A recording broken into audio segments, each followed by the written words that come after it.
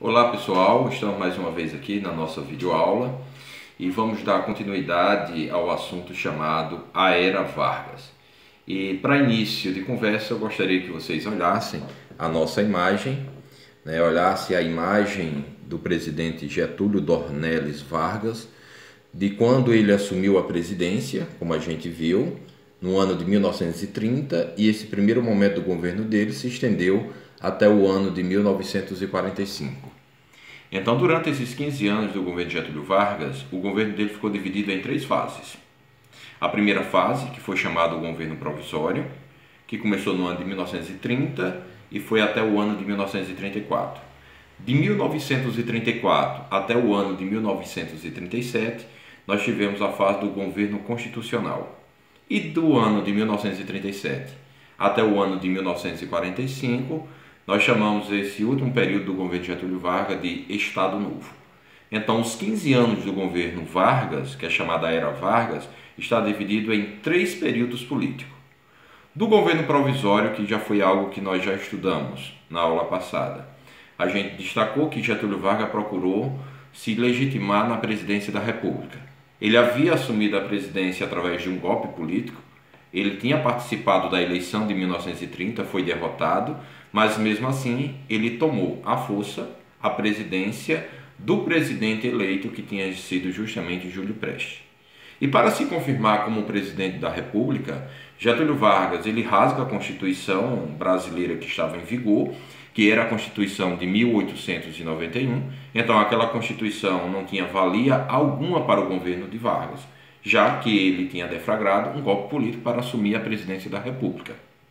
Fora isso, Vargas procurou se aproximar da classe operária, criando as leis trabalhistas, procurou se aproximar do público feminino, principalmente das feministas, instituindo o voto feminino, o sufrágio, que é o voto para as mulheres.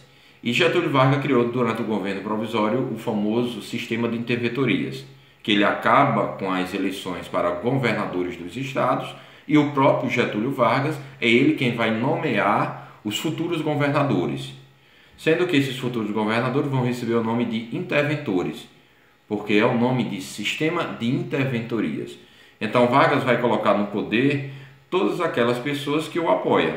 Então, naquele estado onde tem uma determinada família que não o apoiou na eleição de 1930, então Vargas não vai favorecer essa família, vai colocar alguém próximo politicamente a ele. Então o governo provisório ele vai se preocupar em se confirmar na presidência e dizer que é presidente do Brasil e é presidente de todos. Mas não podemos esquecer que no ano de 1932, ainda dentro do governo provisório, o Estado de São Paulo promoveu uma revolução, uma guerra civil contra Getúlio Vargas, onde o Estado de São Paulo queria novas eleições presidenciais, queria o fim do governo de Getúlio Vargas e queria para o Brasil uma nova Constituição, já que Getúlio Vargas ele havia rasgado a Constituição que estava em vigor. O nome dessa guerra civil recebeu o nome de Revolução Constitucionalista de 1932. É uma das maiores guerras civis que aconteceu no Brasil. E o Estado de São Paulo teve que se debater, teve que enfrentar a força do exército brasileiro, que estava sob a guarda de Getúlio Vargas.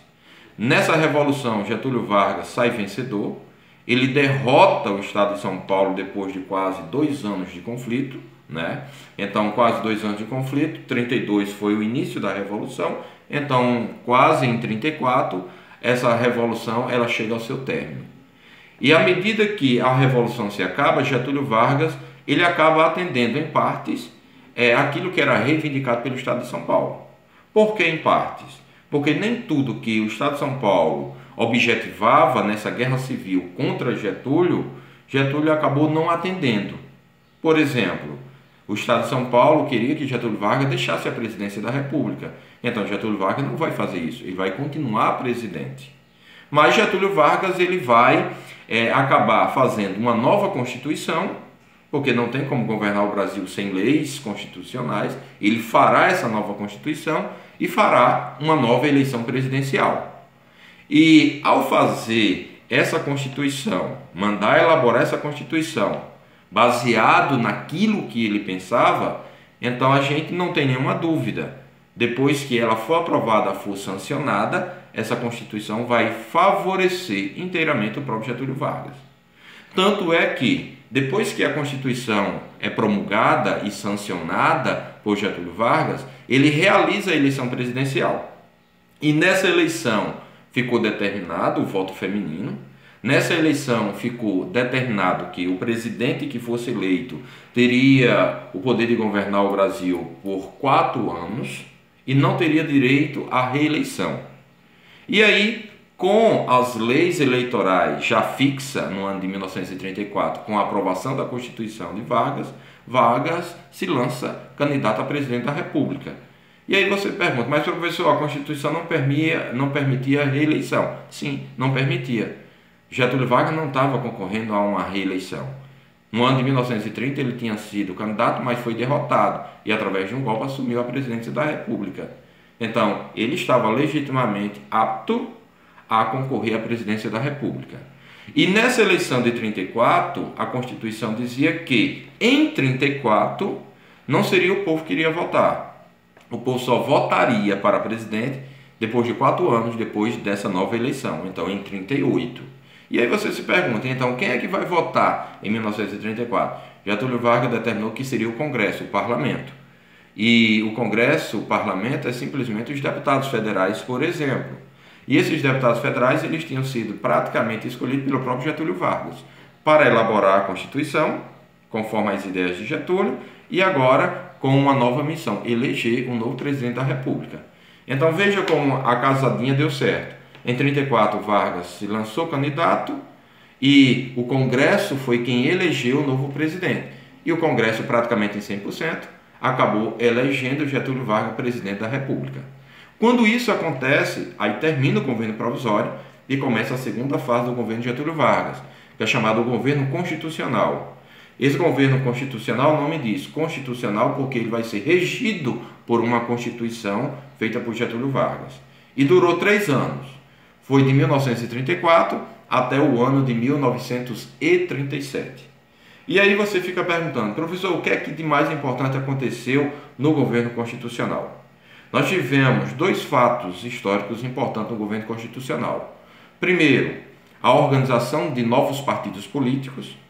Foi organizado um partido político chamado Ação Integralista Brasileira, que tinha a sigla AIB, Ação Integralista Brasileira. Era baseado no fascismo.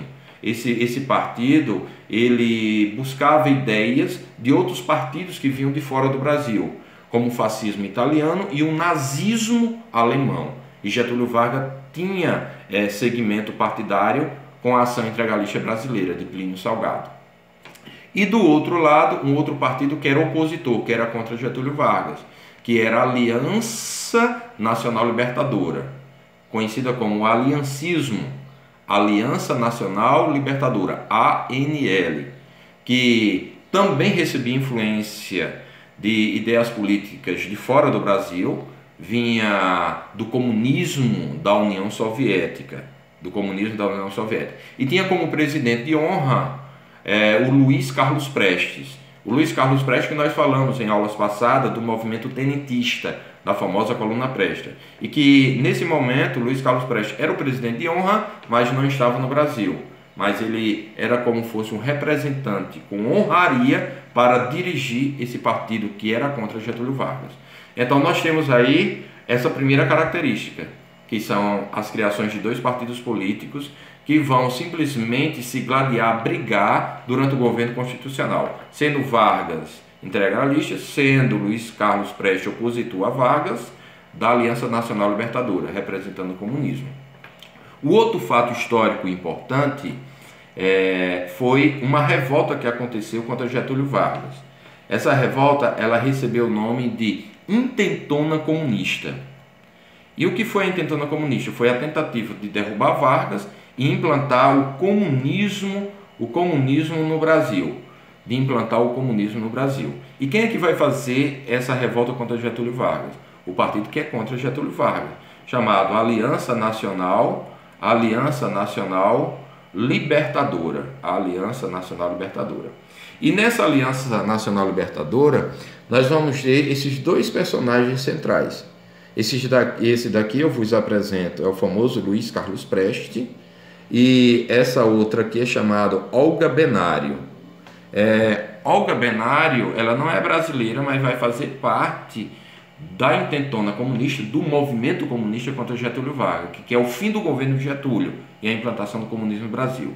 Essa mulher, ela é alemã, é judia, e ela tinha feito os estudos de guerrilha, né, e estudos políticos sobre o comunismo na União Soviética, e foi apresentado a ela Luiz Carlos Prestes, e foi dado a ela a missão de trazer Luiz Carlos Prestes da Europa para o Brasil no ano de 1935, e em 1935 fazer a revolução contra Getúlio Vargas.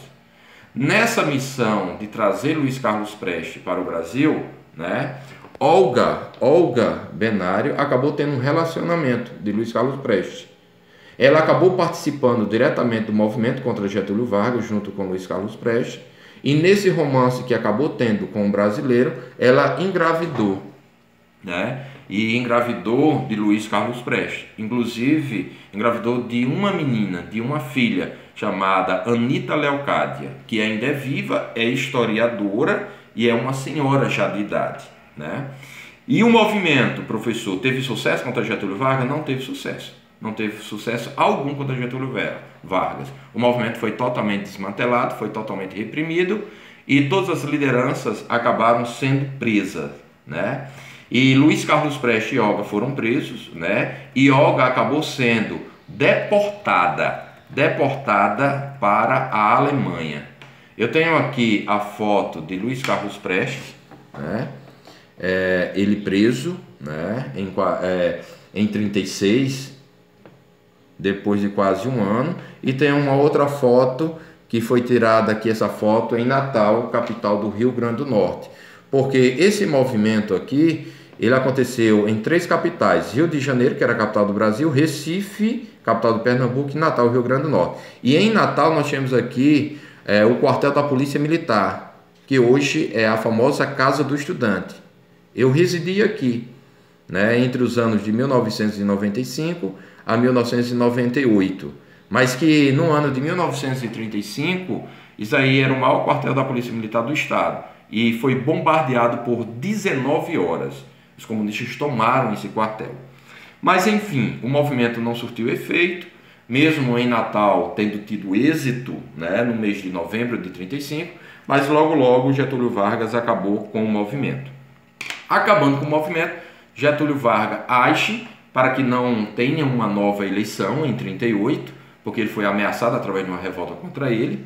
Ele elabora um novo plano chamado o Plano COI, que é um plano que é divulgado para a população brasileira de que os comunistas vão invadir o Brasil, e que só ele é que poderia salvar os brasileiros dessa invasão comunista, que tinha como propósito propagar o ódio, a desordem, o anarquismo, né?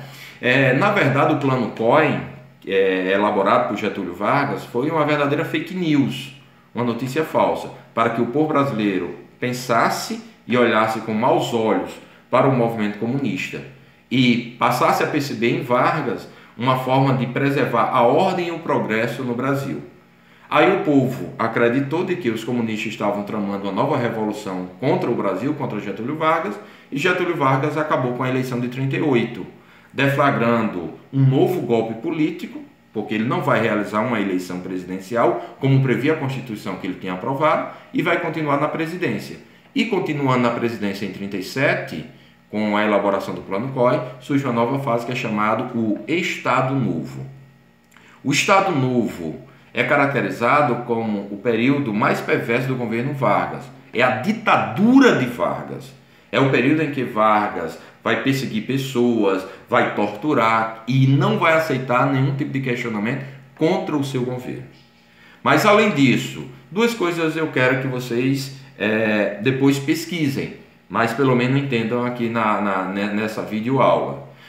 Nesse governo, Vargas criou no Estado Novo o DIP, que se chama Departamento de Imprensa e Propaganda. Nesse Departamento de Imprensa e Propaganda, Vargas vai censurar, vai perseguir toda a imprensa, todos os jornais, todas as revistas que falam mal dele.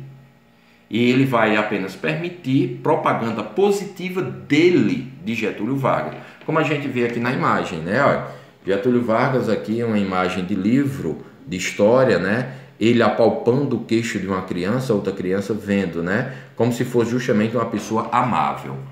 O DIP, Departamento de Imprensa e Propaganda, tinha esse objetivo: fazer uma boa imagem de Getúlio Vargas perante a sociedade. E, além disso, durante o Estado Novo, nós vamos ter a participação do Brasil na Segunda Guerra Mundial. O Brasil vai participar de uma guerra diretamente, a grande guerra que foi a Segunda Guerra, né? E o Brasil participa da Segunda Guerra Mundial, aliado dos Estados Unidos, né? Apesar de que Getúlio Vargas bebia de característica do nazismo alemão e do fascismo italiano, mas devido a interesses econômicos, dinheiro, capital, Getúlio Vargas passa a apoiar os Estados Unidos. O Brasil entra na guerra em meados do ano de 1942 e sai vencedor com seu exército. Apesar de não estar bem preparado, o Brasil conseguiu enviar 25 mil soldados, né? A famosa Força Expedicionária Brasileira. E com a participação do Brasil na Segunda Guerra Mundial, Getúlio conseguiu dinheiro que pagou a dívida externa do Brasil, deixando dinheiro em cofres, né, inclusive, e mandou construir duas siderúrgicas, a Vale do Rio Doce e a de Volta Redonda. Então, demais, a nossa aula sobre a Era Vargas termina aqui. Bons estudos.